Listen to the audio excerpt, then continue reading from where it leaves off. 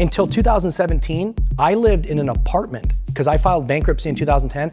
I lived in that condo for 7 years. You know what my rent was? $1,100 a month. In 2017, I made over $5 million.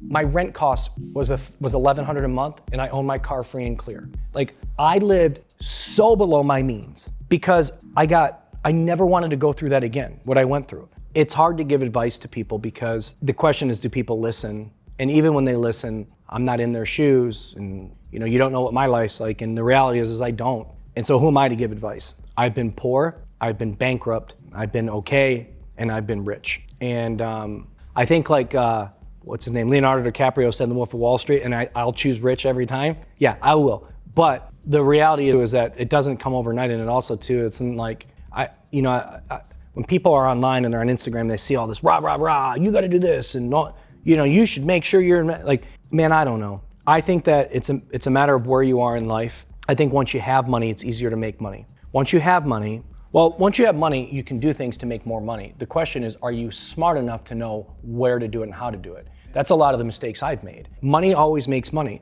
But also too, I've invested millions of dollars into things that didn't pan out. That sucks, but I've learned. So now, every year I get a little bit wiser on, if I'm gonna do this deal, I need to have these layers of protection, right? There's things that as you get older and wiser, play to your benefit when it comes to doing deals that can make you money. I did deals in the past that I didn't know shit about that. Why did I do that? I look back and why did I do that deal? I should have been smarter, And so wisdom helps when it comes to making more money with money, if you have money.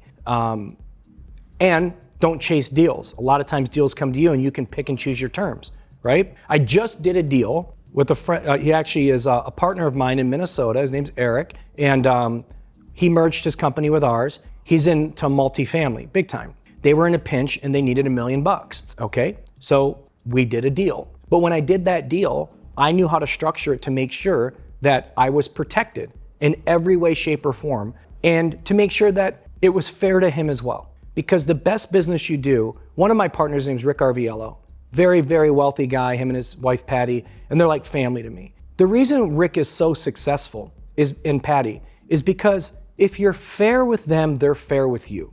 And that's, for me, that's how I've approached my life when it comes to doing deals. And I don't nearly have the wealth that he does, but I've taken this Rick approach of, I don't want to rip anybody off. I just want it to be fair. So the deal I made with Eric, I'll let you in on the deal. The deal was, I'll give you $1 million as a gap coverage for 6 months while you need to go raise another $1 million. But in order to do that, I want a personal guarantee from all the investors. And if you don't pay me in 6 months, I will take back the residence, of which has $600,000 in equity into it. But that sounds simple. It's not so simple because you need pledge agreements. You need to make sure that the structure of the deal is able to be done, but that they feel like they're getting a good deal too. So their terms were $1 million.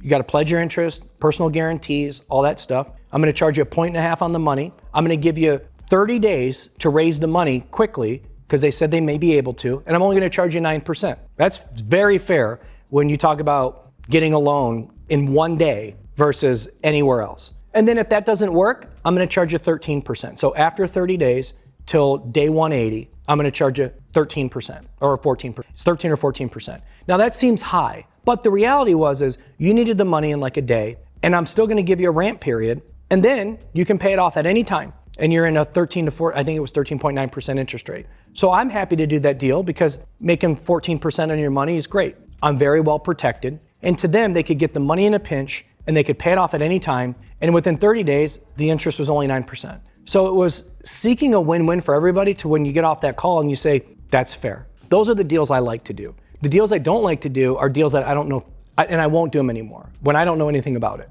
I really only like to do real estate deals, lending deals, because one, my attorneys know how to structure that. And two, I'm pretty familiar now with how to do different type of deals in those scenarios. What I won't do is, will you invest in this company with me? In fact, that's not fair because I just did one. I just invested in an insurance company, but I invested in my buddy's insurance company. We just invested a good amount of money into my buddy's insurance company. I'm very impressed with what they did. They got a lot of upside. And so I didn't actually personally invest in it. JMG invested in it. So I'm always looking at those things because as long as the downside is worth the risk, I'll do it. The problem is a lot of people don't look at what's the downside and how far is the downside. Because I love investing. I love looking at deals where it's like, I like that deal, I'm in it. I like looking at deals where it's like, I won't do it that way, but I'll do it this way, you know? And then there's deals that I won't even consider. And it comes down to, I don't know anything about your business. I don't see quite the upside. Like, everybody has a pitch, and the pitch is always puppy dogs and rainbows. When the reality is like, tell me about the pit. Before you tell me about the highs, tell me about the lows. Where does this break? Where does it fall off? And when you get somebody that's only talking about the good instead of talking about how things could go wrong, those are the people I'm always cautious of, because those are the overly optimistic people, or the people that aren't being honest with their investors, because there's always downside risk. And the question is, are you weighing that? Now, for those that don't have money to invest or to do those things, you got to work your way to doing so. But here's the problem that they do. Here's the problem. Let's say that somebody's working to get $100,000 saved up. That's a great goal. When you have $100,000 in your nest egg, what you need to do is find ways to make that $100,000 work for you. You don't go out and buy a $100,000 car with an $1,800 payment. Now, you may think you're rich because you've never had $100,000 in the bank before, but guess what? Who cares? You don't need that fancy car. That's stupid. Especially if you're an entrepreneur. What you need is an SUV so you have a write-off against your income, right? Like, there's ways to play the tax game too. That's why I invest in so much multifamily. I mean, I'm in, I think, 22 multifamily funds at this point, and 8 figures. You know, I mean, I have tens of millions of dollars invested in multifamily. It's not just because I like the multifamily deal and getting the cash flow from those deals. It's because I get a tax break when I make those investments. That is significant to me because I happen to make a lot of money. And so to not have to pay taxes on that is a huge benefit for me, right? But again, I learned this. I mean, honestly, I learned it from Grant Cardone 6 years ago when I went to Miami and I was learning all this. And I spent days with Grant, and then I became friends with him and Brandon and these guys, and they really taught me how to, and Ryan Secco, and they introduced me to the value of this write-off that very few people can take advantage of, but I'm a real estate professional, so I can. Well, I wish I had known that a long time ago. And then to take that a step further, I got introduced to a great operator who actually lives here in Phoenix, who I've invested a lot of money with.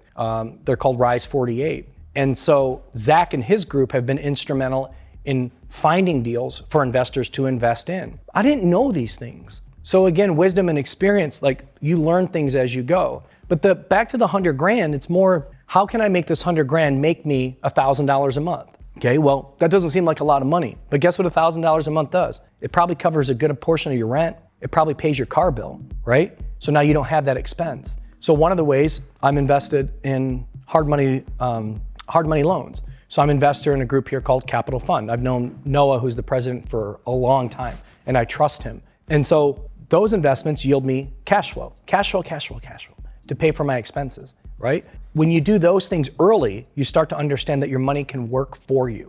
When the money starts to work for you, the debt load becomes much less. So if you're say you have $3,000 in debt, you have $100,000 saved, you have $3,000 in debt, and you make $80,000 a year, okay? Well, $80,000 a year after taxes, you're probably only taking home $4,500 to $5,000 a month. So you're really only netting $1,500 in savings every month. Instead of taking that $100,000 and having it sit in a bank, put it in a debt fund like Noah's company, or invest it where you can make 9-10% on your money somewhere that's safe. And now all of a sudden that's yielding $900 a month. So now your debt load, so now you're saving $2,500 a month, right? That's saving $2,500 a month, and you start accumulating that again and again. By the end of the year, you got another 30. So now you have, instead of having $100,000 spitting out cash flow, you got 130. And now 130 the next year becomes 170. But there's multiple ways to make money with your money. The question is, do you have people to help you find the vehicles to do so? Because even the stuff I invest in, I guarantee you, there's 50 things out there that I can invest my money in, right? I just don't know about them. I know what I know, and I know what works. My money manager at Baird Financial, okay? His name's Jake Duffy. I think he's the best money manager ever. I don't get in his way. And he manages what most would say is a lot of money for me. You know, I have 8 figures with Jake. I tell him, I don't want to know about it. You just do what you think is right, because I don't know stocks. I don't want to know stock. I mean, I follow stocks, but I'm no expert. I don't know crypto. I don't invest in crypto. I don't know AI. I don't invest in AI. A lot of people do, and they believe in it. So that's their thing. I don't know stocks. I've never been a stockbroker. I follow them, but I don't know much about them. And so I let him do his thing. The other side of it too is things take time. You know, I was flat broke in 2010, flat broke, bankruptcy. I've rebuilt my wealth from hard work. I was fortunate enough to be very successful in the field as a real estate professional. You know, from 2012 until I got out of the field in 2019, I made 7 figures every year. And most of those years were multiple 7 figures. I sold a lot of houses and I did very well. I was the #1 agent in the state. When I was making that money, I was living until 2017, I lived in an apartment because I filed bankruptcy in 2010. I lived in that condo for 7 years. You know what my rent was? $1,100 a month. In 2017, I made over $5 million. My rent cost was $1,100 a month, and I owned my car free and clear. Like, I lived so below my means because I never wanted to go through that again, what I went through. And so for so long, I was able to save so much money in my life that I had millions of dollars to start investing. And those investments made more money. And then I started making even more money throughout my career. But even today, you know, my mortgage payment on my home is $5,700 a month, right? Like, you could afford more. Well, when you think about making sure that you're living below your means, I never want to have to worry. So to some people that's a high mortgage payment. So I want to preface that seems like a high mortgage payment, but not when your home's worth $8 million. So when your home's worth $8 million and your mortgage payment's $5,600 a month, that means that you don't owe a whole lot in your house, right? All our cars are free and clear. You know, our debt load as a family, now when you count kids' school and stuff like that, to most people it would seem expensive, but relative to my income, especially with the cash flow I have from the investments, it's nothing. And so every month I'm able to save and save. But you gotta work your way to those points. Like, I wasn't able to do this it's taken me 15 years, but it's also been a 15-year run of making money as an agent, investing money, and now you got your money working for you in so many ways, whether it be through Barrett at Jake, through multifamily, through debt funds, through the business. It's just working for you constantly, but you gotta get there. And you can't get there if you put 50 grand in the bank and all of a sudden you decide to go to Vegas and spend $5,000. That's stupid. You just spent 10% of your money, your 10% of your net worth on one trip. Or if you got 100 grand in the bank and you go to Vegas and you spend $3,000, that's stupid. You can't spend 3% of your wealth on a trip. The most important thing to do with your money is to make sure that you're talking to people about what you're about to do. One of them is lawyers, right? You need a good attorney to help draft documents to protect you. You don't just give people money. That's stupid. You will get burned almost every time. 2, investing in people's businesses. Very rarely will I do that moving forward. I've done coffee shops and bars. I don't know anything about it.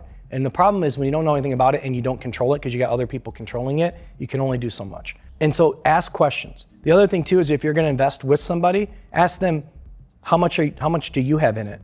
That's one of the #1 questions I ask. Like the deal I just did with Eric.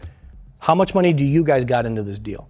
Well, collectively we got about 600,000. Okay, that's not pennies, right? If they would have told me collectively 50 grand, I would have hung up the phone. Because you have no skin in the game. If I'm gonna invest with you, you better have some skin in the game, right? That's a golden rule for me. But you just learn as you go. And then what's nice is, from the mistakes you made to the things that you know, you can help a lot of people out. Like I can help you. Jake, my CRO, who's one of my good buddies, if there's anything to do with money, he asks me, what do you think? And then I can tell him, this is how I would structure that. There's value in to be able to giving back and paying it forward from the mistakes you've made or the things that you know. And I'm an open book. So for anybody, you know, when they need financial advice and it comes to certain things, I'm happy to help because I've been through a lot of that stuff. That's either good or bad, I don't know. And that's good. But that's why, like for my family now too, I mean, I've been an entrepreneur now for 21 years on my own, for 21 years, 20 years. I've seen a lot. You know, I've been on the street for 20 years. I've seen a lot. And there's a lot of things I don't know. That's a fact. But I also learn from people that have helped me too. Like the people that are certainly much higher on the pecking order than I am in life, that I ask them questions. What do you think about this? What are your thoughts? Like, ask questions before you give somebody money or before you make an investment. You must ask questions. And then you have to protect yourself. That's why lawyers are a necessary evil. Like, If people knew the amount of money we spend on attorneys, and compared to my partners, it's pennies, but compared to most people, it's a significant amount. We spend millions of dollars a year on attorneys because you gotta have them. You just need them. And so before you decide to give people money or invest in something, make sure you're protected and make sure you ask questions. And I think that if you look at life of like 50,000 or 100 grand may seem like a lot to a lot of people, it's not that much money. And you can't just take that money and start thinking, you're a baller and go, frivolously go to the club and spend $1,000 that night. Like, that is so dumb. It's so stupid. Live below your means. Gotta live below your means. Gotta live below your means for as long as forever. Because then you never stress. Like, I don't worry about money. I don't. And I don't say that arrogantly. I say it because my investments cover my expenses by probably 10x every month. So if something, God forbid, ever happened to JMG, God forbid, we're gonna be just fine, but I don't want that to happen. But the reality is like, you've saved enough to where you're comfortable, but you have to get there, and you gotta put in the effort to get there too.